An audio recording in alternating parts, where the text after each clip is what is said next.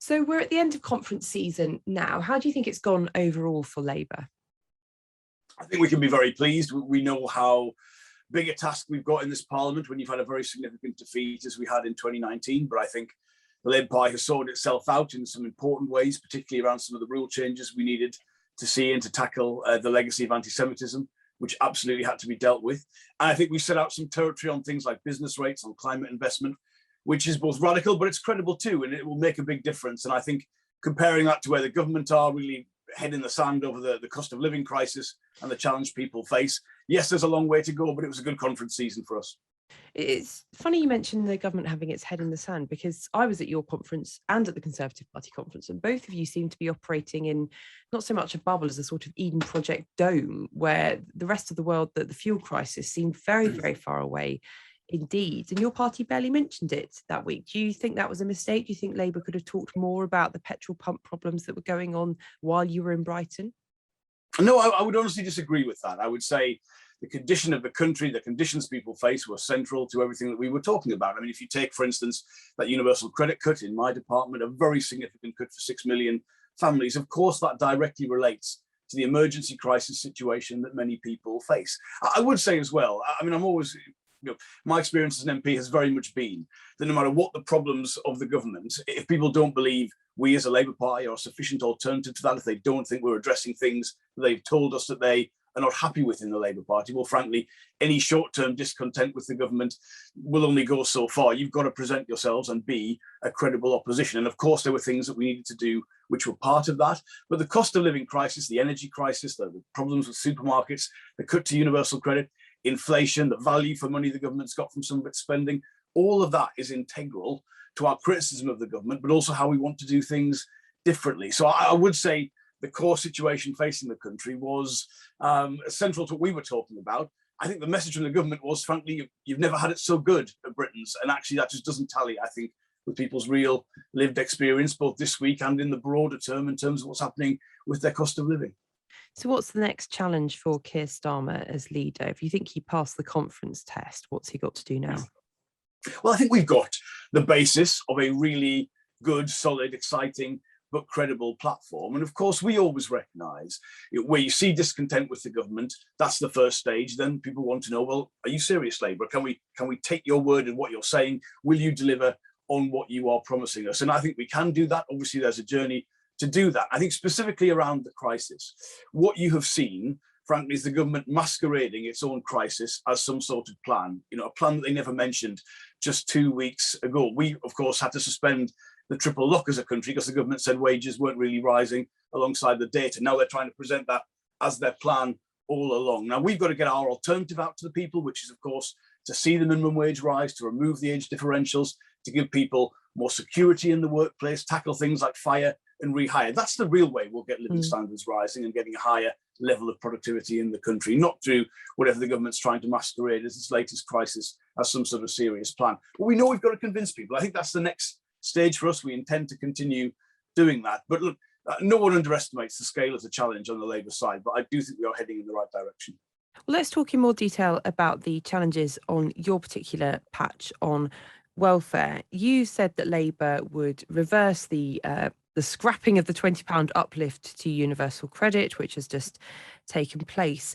That will cost a lot of money, and that's something that voters talk about a lot in polls and in focus groups, that they think still that welfare spending is too high. So how are you going to get voters to trust you again whilst also promising higher welfare spending? Look, I've said very clearly, if I was the Secretary of State for Work and Pensions right now rather than the Shadow, that cut would not go ahead. I think it is always a mistake to cut out of work support and for support for people in low income work during a crisis like this. Now, in terms of what we will replace it with, I obviously can't set the rates 2 years out from an election. I don't know, frankly, what the claimant count will be by the time of the next election, but I have promised a replacement system that will tackle things like the 5-week wait, which will tackle the problems with childcare and how things like council tax support is given. But crucially, I said people should keep more of the money they earn if they are in low income work. Now, this country doesn't have generous levels of benefits, whether you look at that comparatively to other countries or even historically in terms of the UK. And I think when you get across to people exactly what the system is now and how it can be improved for the future, they do go along with that. I mean, this cut to universal credit is very, very unpopular. It's much more akin to the big cuts to tax credits, which George Osborne had to U-turn on, rather than, say, some of the more successful stigmatization of people in receipt of support, which I think George Osborne had as a real feature of his time as Chancellor. So, look, I think most people recognise when you come out of a crisis, surely you've got to learn some lessons from that. You've got to look at why we were in such a desperate position and why so much emergency surgery was required on the system to get us through the pandemic. Surely we've got to keep the best of that, got to recognise the good bits, if you can call it that, of how the country came together and support was given to people. And I think the national resilience of this country is at stake as much as household incomes. And I do think people accept that. So are you saying that welfare spending under Labour would be higher because at the moment it's not high enough, it's not generous enough, people can't get by at the moment? Because what I want to see is a situation where people are earning more money, where the housing market isn't so dysfunctional, so people don't need additional support if they are in work. But I am absolutely saying there are features of this system which are simply not acceptable. It's not just about the level of support, it's also about how it's paid. I mean, childcare support in arrears means that people, obviously parents, have to pay their childcare costs up front. So it doesn't work for them. The 5-week wait makes that people go into short-term debt and have to take it back. Nobody has a target for the overall level of spending. It's about the support that people need and making sure the system works for them and reflects their lived experiences too. But you might not have a target, but you might have a limit. If you were the Conservatives, you might have a limit saying we're not going to go above that. And actually, you know, if the claimant count goes higher, we just have to push back. We just have to stop, the amount that each household receives. You're saying as the Labour Party, you wouldn't do that, that you would be quite happy to spend more to ensure that people can afford the things that make, life worthwhile, that ensure their children are comfortable, even if that means welfare spending going much higher. Well, as you will know, the welfare cap, which covers the spending of the Department of Work and Pensions, doesn't include working age benefits. So there is a system in place. I mean, the government tends to not hit it and they just change the target for future years. But we've never had a system in place where we cap the level of spending on unemployment benefits or for people of working age, because clearly, if there is a recession, you need that automatic stabilizer to come into effect to mitigate the impact of that recession. So that is, frankly, it's not how the system works.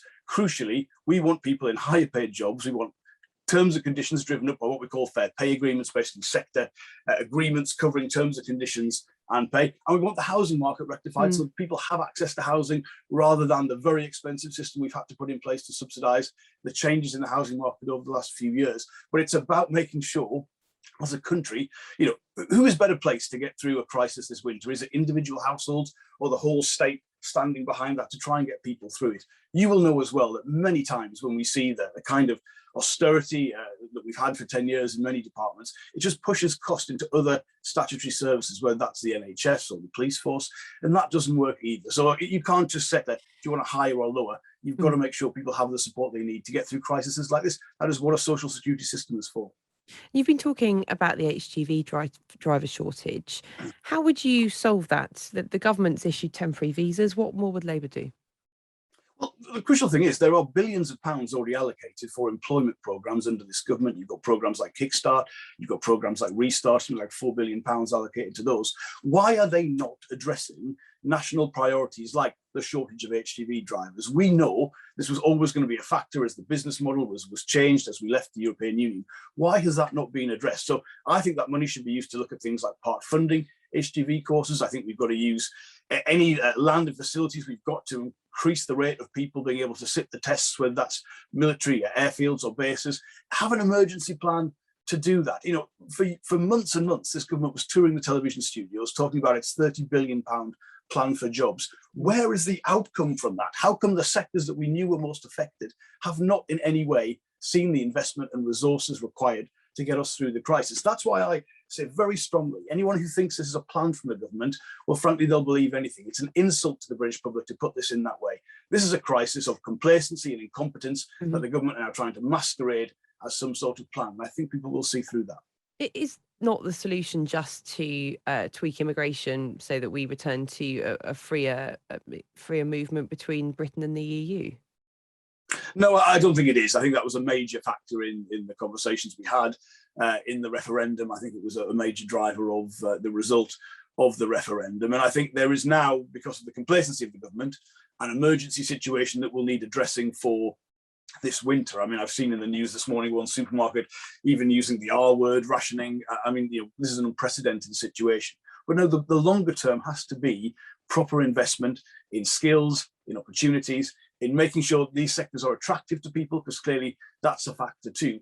And only by addressing that, rather than simply presenting this as a question of higher or lower immigration from the rest of Europe, will we find the results to that. So I think the money is there, it's just not being spent very well at the minute, and the government got to get a focus on that.